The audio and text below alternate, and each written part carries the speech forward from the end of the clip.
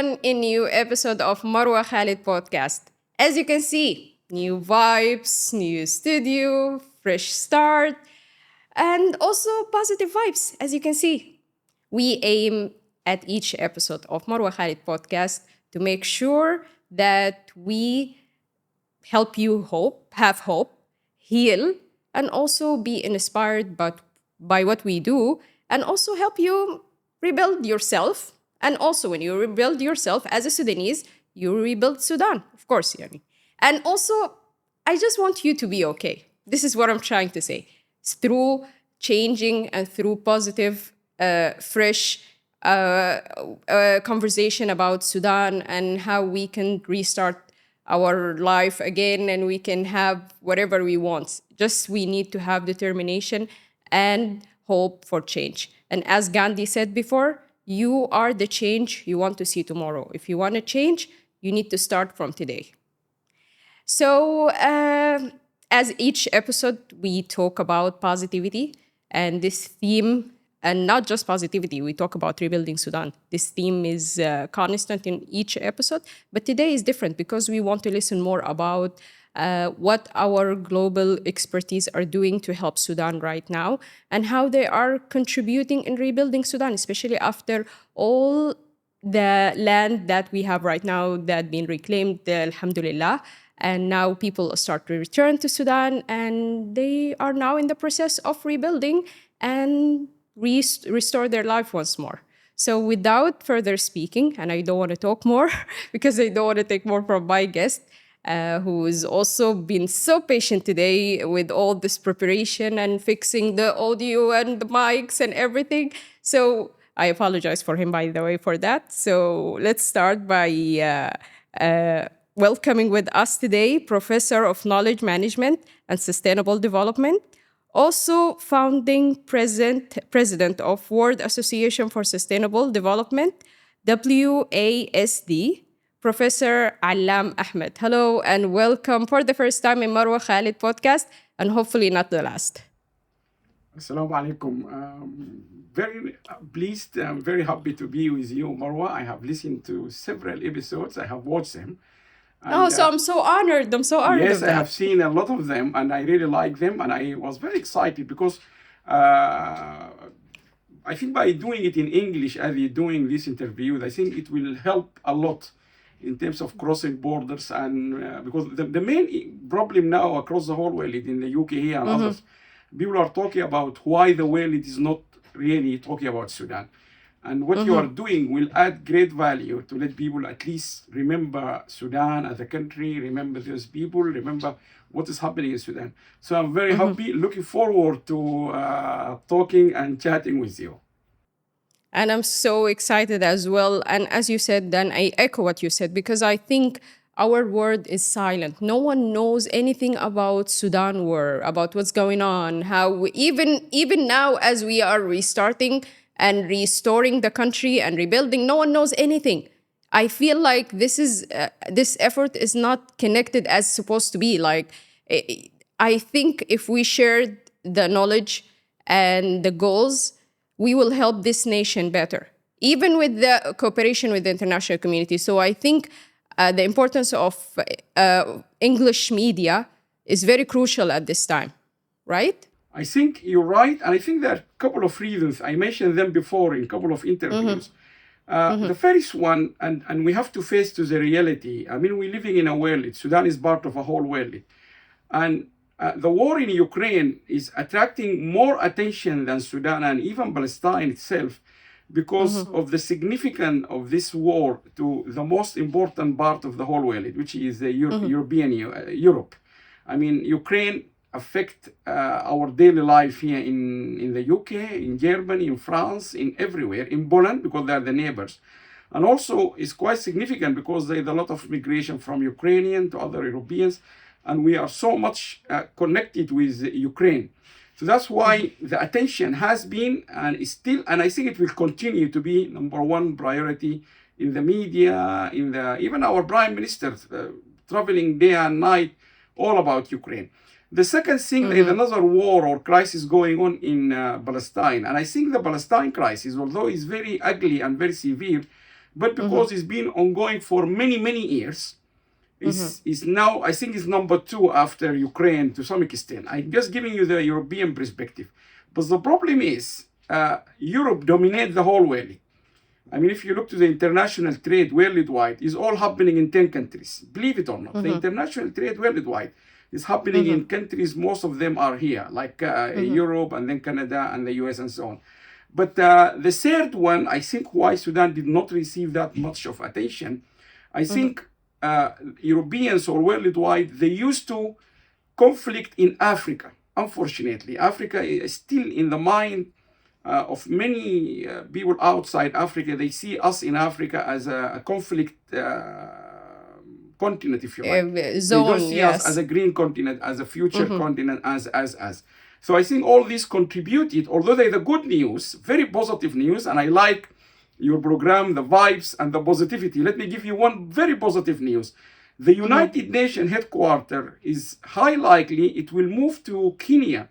So that means rather than people will fly to New York, like next month, we're all flying to New York, people, Prime Minister, President will then be flying to Kenya. And I hope that will happen.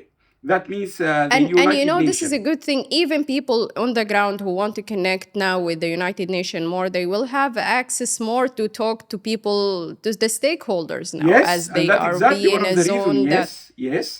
They will be very close to Africa because they will be in Africa. And that the main body is New York headquarters. Is more important than Geneva, than any other of the 28 headquarters of the UN.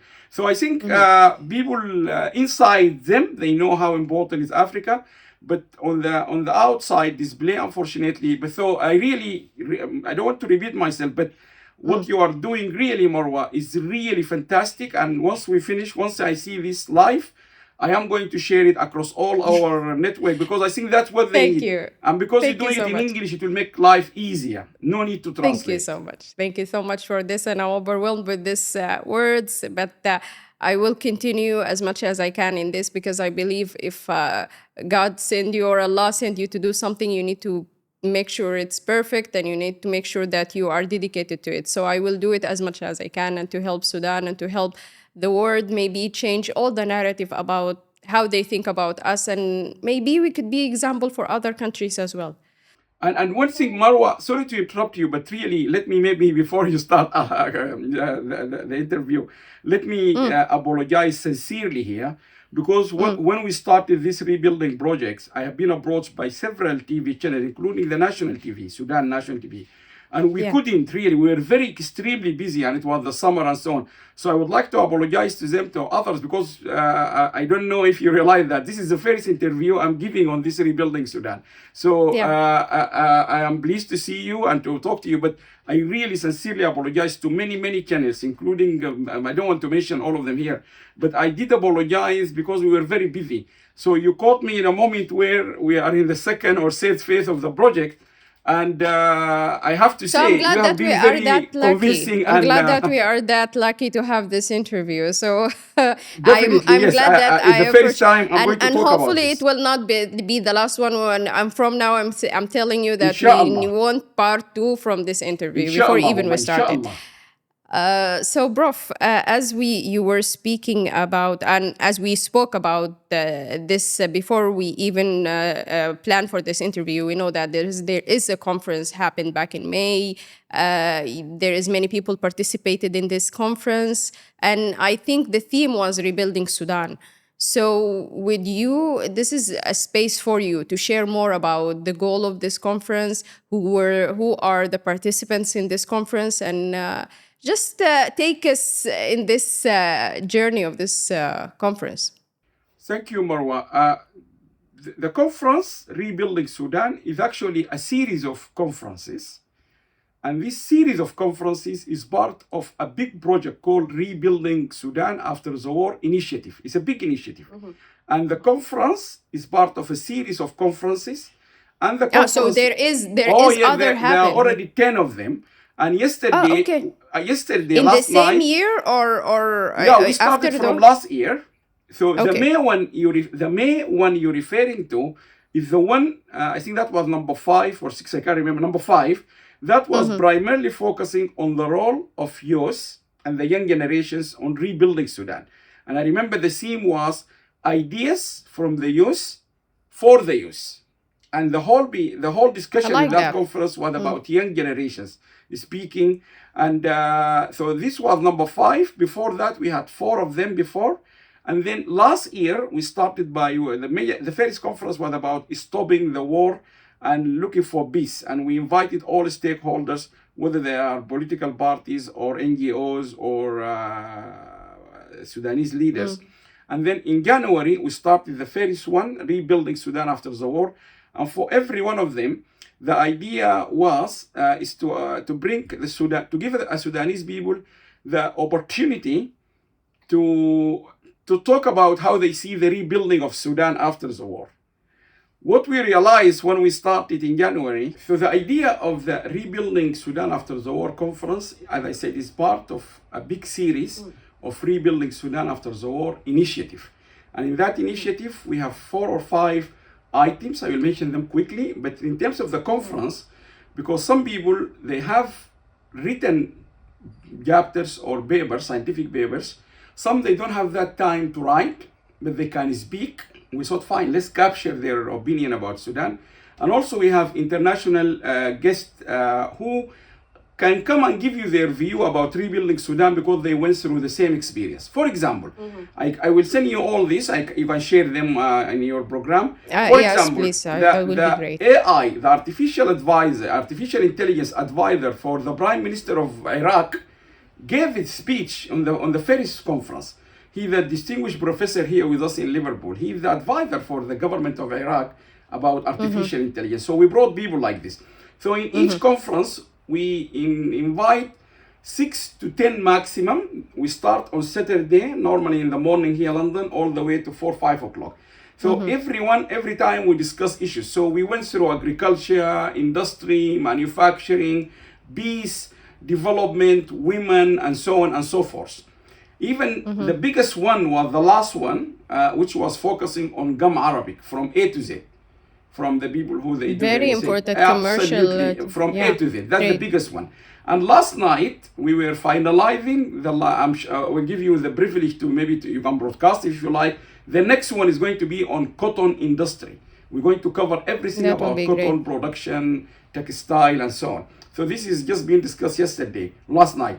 So the one you're referring to, the 5th one, was focusing primarily on the young generations. Because we believe in 2 or 3 things. Number 1, the entire concept of sustainable development is about living or thinking about the young generations in the future. So everything we do in the World Association for Sustainable Development and the entire world is about the future. The future is about the young generations. So that's number 5. And you know that in Sudan, that the youth are in the population of Sudan, the youth are the dominant, right? Yes, you know that, and that's right? very important point, Marwa. Yes, I was just about to go into that point. All academics, all scholars, World Bank, United Nations, everyone agree on the following. The future, the countries which will lead the future, all of them agreed. I agree, everyone agree on this. In the future, the countries which will lead the world, the whole world, are the countries where there is a large proportion of the population who are the youth or the young generations. And in the World Bank report, Sudan is cited, one of those countries. So worldwide, people see Sudan and India. India is one of them as well. There's a lot of young generations in India. And imagine India is a huge country. So Sudan is cited from Africa as one of the countries. It has a huge future just based on the young generations. So this is the second point, why we gave the opportunity to the young generations to tell us their ideas of the future of Sudan. And it was really fantastic. That was number 5, which you're referring to. And they came and we said to them, just speak, tell us, how do you see the future of Sudan? Some of them spoke about education. Some of them spoke about politics, about Saura. Some spoke about soft power, diplomacy. And the good thing is, all of them are very young, and Marwa, most of them are from top universities. Just give you a few, not all of them. We have one girl who's spoken, Lena, is spoken about health, the future of health. And if you look to this Lena, she's currently doing her master's degree in University College London, which is the most distinguished university here in the country. She's a graduate of Oxford University with distinction. Wow. So you're receiving ideas from a young Sudanese diaspora, Sudanese British, but she's so smart. Then you have like Lina Suleiman. She's second year in Queen Mary doing international relations. She talked about soft power. And then you have Dana, Dina, a lot of them talking about different topics, and they're very smart, young. And just one last thing, it happened by accident. We didn't mean it to happen like this. All the young speaker, it's just happened. All of them were girls, women. There is not a single man. And this is fantastic. It's This just is the thing happened. that I wanted to mention, by the way, because I was so impressed by the amount, because when I watched the video, I was impressed by the amount of the women speaking in this conference, because I am the number one advocate for women voice to be heard, you know. So when I see that girls are speaking and they are having ideas, I believe that we should use more of that here in Sudan, because I believe that the importance of women in Marwa. peace building is very crucial and very important, because if they let us just share some of our ideas, I'm sure things will be much better. And Marwa, this is one of the portfolio of the World Sustainable Development. We have a big portfolio on women. And there is lots of argument. I don't want to take too much of your time, but the World Bank and the United Nations and many organizations said a lot of things about why do we advocate for women. Number one, they said when a company or an organization is led by a woman, high likely the corruption will be very low. So women have been associated by research with less corruption. And that's the chronic problem in countries in Africa. So when you have women, less corruption, one. Number two, most research have shown that women, they have great resilience in coping with pressure. And men, they think they can cope with pressure better than women, but actually the research is saying the opposite. And third, from Cairo, by the way, I can introduce you to her. We have a distinguished professor in our network, Professor Dalia from Cairo University. She's Egyptian. She's one of the leading in the Arab countries in medicine. She had her research. She showed by practice from the Faculty of Medicine in Cairo University the way how women are much stronger than men. That's actually documented scientifically. And this is one of the things that we are trying to do. As personally, when I do media, I try as much as I can to be example for other girls to do the same and to take the initiative and to start their own ideas in any kind of work they want to do, not just media. Maybe they are good at anything, because if they believe in their potential, everything will be different, but they doubt themselves sometimes. Absolutely. So Prof, because we have a limited time, I want to ask you about the outcome of this conference. And also, I know that many of the speakers are living in abroad. They are not, maybe some of them, they didn't visit Sudan for a long time. So I want to know, what is the mechanism of connecting those outcomes and those results of this conference with the efforts in Sudan? Maybe there is any coordination, especially that we have a new governor right now with Prime Minister Kamel Idris. I don't know. So can you just take us in that more to talk about us very about good this? question, and I will answer you by two examples from Nilan University and Kordofan University. During the war, I was so pleased. The Nilan University, I really praise them, and I would like to praise them again. They have the engineering students from Nilan University during the war, not even now, during the war. They organized, we work with them. They are talking about renewable energy. Myself and Dr. Mohammed Hassan, also from our network, we contributed with them in a major conference is from Durman during the war zone. So we are very much close to those young generations, and Nilan University is one of them. Particularly the students doing engineering, talking about renewable and energy, and which is critical thing for Sudan. The second example I will give you, we are so much connected, and we are very pleased and privileged to have that connection with University of Kordofan, particularly Dr. Amal and her team. They are doing fantastic. We connect with the young generations from Kordofan University all the time. Even on the 12th of August, 2 weeks ago, we were celebrating the United Nations International Youth Day, and they were watching us and joining us live from Kordofan. I think around 40 or 50 young generations. So we are, yes, to give you the answer is yes. And this is are any plans that may be part of this association or this initiative to go to Sudan to talk on the ground itself? Absolutely. And once we can see, we establish, I think we are very close from what I hear from Sudan. The airport will open very close, okay? Yes, But, maybe we have next said week. this twice. We said it to the Professor Dukheri, who is the director for the Arab Organization for Agricultural Development, which is now, it used to be based in Khartoum, then moved to Cairo, and then now based in Port Sudan. I think they will move to Khartoum again.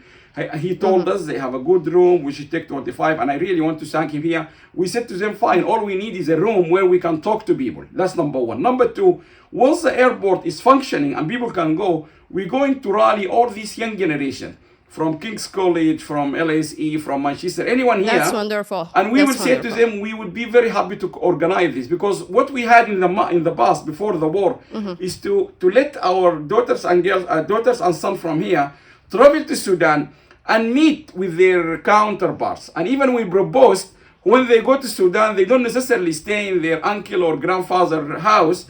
For example, a girl can go and stay with you, Marwa, in your house, just to have more of like a flat roommate. This is very important because it help in connecting, help in sharing ideas, help in also bridging this gap between the feeling bit. And also it helps in healing, because if you are there for the person who were in Sudan in the wartime and suffer, and you are there for him in solidarity, standing with him. Absolutely. It's very important. And even we are very in the pleased mental with state. our relationship with Kurdufan University, really, and I praise all of them. From Professor Abdullah, the Vice Chancellor, the whole team in the Gam Arabic Institute, the Salam Peace Institute, these people in the peace. And I can just tell you one thing before we go from this point.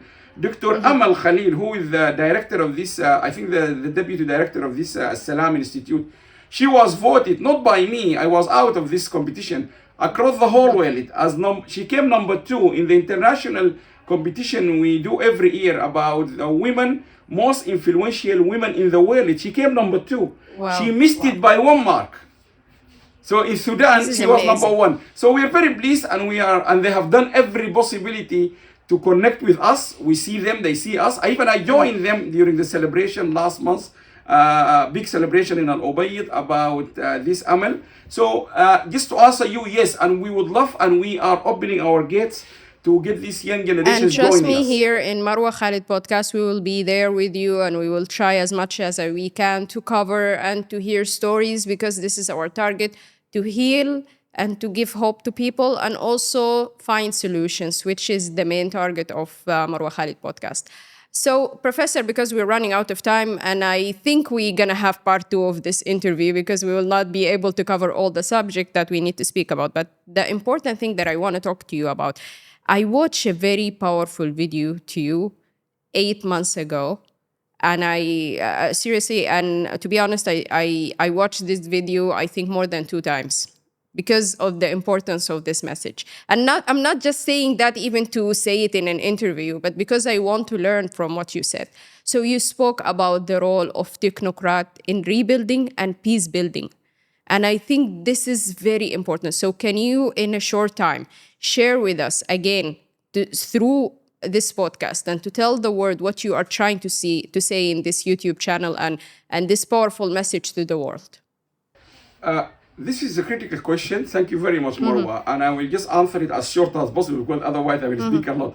Sudan, when you talk to an ordinary Sudanese people, they will say, oh, we are number 1 in Gam Arabic. Yes, true. We are number 2 or 3 in peanuts or groundnuts. Yes, true. And we produce this and this, karkade, we produce sesame, we produce blah, blah, blah. But in my opinion, the best product of Sudan is the human capital. The people of Sudan are really, I argue this everywhere I travel, the best output, the best product of Sudan is its people. And I will give you just quick highlight, and these are all facts. The first professor of urogynecology in this country, in University College London, is a Sudanese, Professor Suhair Al-Nil, Cambridge graduate. The best educator in medical school in the United States of America is the Sudanese, Professor Muhammad Khalil. This is not me. This is in all America. America is a continent. It's not a country. America is a continent, 300 million people. The best educator, the best professor in medical school is the Sudanese, Professor Muhammad Khalid. Now, we can go and go on. And if you go to Saudi Arabia, one person told me in Saudi Arabia, if you stop in small village, high likely the person you will meet there, doctor, is a Sudanese. Any university I visit in the Gulf, particularly Saudi Arabia, 150, 160 Sudanese will come at me. So quickly, they are the best. Airbus UK here in the UK, this is the biggest company, produce airlines. One of the senior managers, Dr. Adil Ahmed Rafa'Allah, who has actually, his research in 1992 led to the reconfiguration of the efficiency of the engine. So anyway, the only problem, how can you get them to work together? That's the main problem. These fantastic, and I call them beautiful minds, unfortunately, the only challenge we have to face to our reality, they don't work together. This is the real problem. And that's because the way we grown up in Sudan, the way we brought, unfortunately, we haven't been taught or been coached how to team together. Here in the UK, we teach students team. One of our best seller book, I will send you a copy once I meet you, definitely, is called 13 Key Performance Indicator for Team Effectiveness.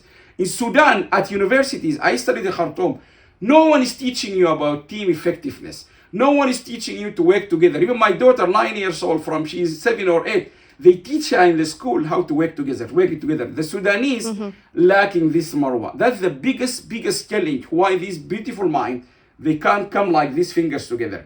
That's number one. Number two, which unfortunately also part of our culture, everyone feel or think he's better than the other. I think myself better than Marwa. Marwa, she thinks he's better than me.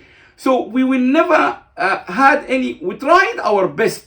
The third problem with this technocrat, they are fantastic, they're beautiful, everything, but the third one, if you invite Marwa to a gathering of Sudanese technocrat in London, for example, so you just come for a visit, and I say to them, I have a good visitor from Egypt, from Sudan, I have a dinner, come and join her. If they come and they found someone who belonged to any political party, Islamic, Ittihadi, Hizb Ummah, whatever it is, they will start to stop. They don't have that. We haven't been taught to live in harmony with our differences. Diversity is beautiful. If you are not Marwa. with me, you are against me. This is our key problem. This is a high polarization in Sudan. Diversity is beautiful. This is why the UK is leading, because they benefit from the diversity, having Alam from Sudan, Muslim, Christian, Jewish, girls, different culture, we eat different food. The UK is benefiting from this diversity. We in Sudan, I remember in one of the interviews I seen with Sky, in Arabic was التعددية نعمة أم نغمة. يعني it was more of a نغمة. And this is, I think, the problem. The diversity, is it a good thing? Is it a blessing or a curse? Wallahi, this is the real problem. If the technocrat, so we are the best, no question. I can challenge anyone, but we can't because they sign into me now because it's almost, the time is about to over. But I want to ask you, I know that there is a website right now that been established by you about with all the information about the technocrat all around the world, I guess. Yes. So in just less than 2 minutes, can you share with us some of this? Back in 2007 at the University of Sussex, because my PhD, my focus is on technology transfer, and I argued across the whole world. I said to them, you have someone called Allam Ahmed. He's a British citizen, but Allam Ahmed also, he's a Sudanese. And he studied in Sudan and he knows the culture there. So the indigenous English, my colleagues, they will never be able to understand what is going on in Sudan, because I know how, I studied when there is no computer, okay? So what I said to them, Allam Ahmed, the British Allam Ahmed, is having what I call it, a phenomenon, I call it iPhone 8 at that time plus.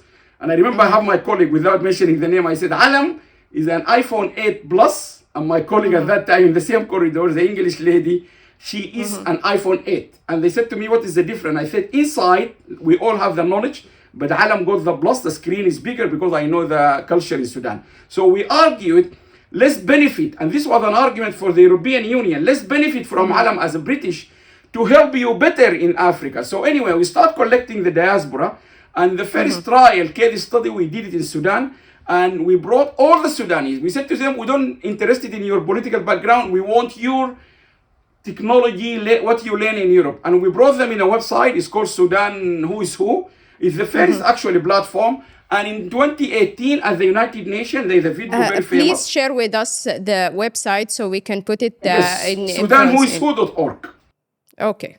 It got all the doctors, engineer, every discipline. To be facilitated, to be able to help, to be able to be accessible to people and even stakeholders or any people who are interested to learn more about and Sudan. It's completely open. There is no password. I give you just quickly. The current Prime Minister was on that database from many years ago. The Minister, Professor Allam Ahmed, is the Minister for Animal Production, was in that database for a long time. The Minister who couldn't travel because of the accident, Professor Allam, also it's really become the dominant. Even Sadiq al-Mahdi rahmatullah alayhi was in that website. Everyone, really. And it's open. We don't at all ask you, or we don't, there's no way even we know your political background or ideology. You just put your details, your experience. You are here, you are in this website to help Sudan without any, with overcoming the differences. You are just here to help the country. So I call on all the people internationally who are listening to this podcast to go to this website. And if you want any help to learn more about Sudan, even the government of Sudan, if you need any help from all the people in this website, please go and learn and connect with the people there. And also I ask the people in this website to connect and to try to make something initiative together to help Sudan. And just Professor, one thing, Marwa, just to give you one thing. Those people, I just gave you example. You don't need to come to us. For example, Professor Suhair, when you go to that website, there is a box saying contact her. You contact her, you get on with her. So it's available. You don't need to come to London or to us or Alam. It's completely free, free of access. Directly to the person in this website. Yeah, so this is fantastic. But Professor, I'm running out of time. So pleasure I'm meeting you, Marwa. Until part 2 of this episode, I'm going to say to you, thank you so much for this very inspiring conversation. And I hope to have you again. And I'm just going to wrap it up here. So for all the people who are listening to me right now, I'm going to say, for all the people who are listening to me right now, I hope that this episode was successful and you've been inspired by what Professor Allam shared with us. So see you again in the next episode of Marwa Khalid Podcast. Goodbye.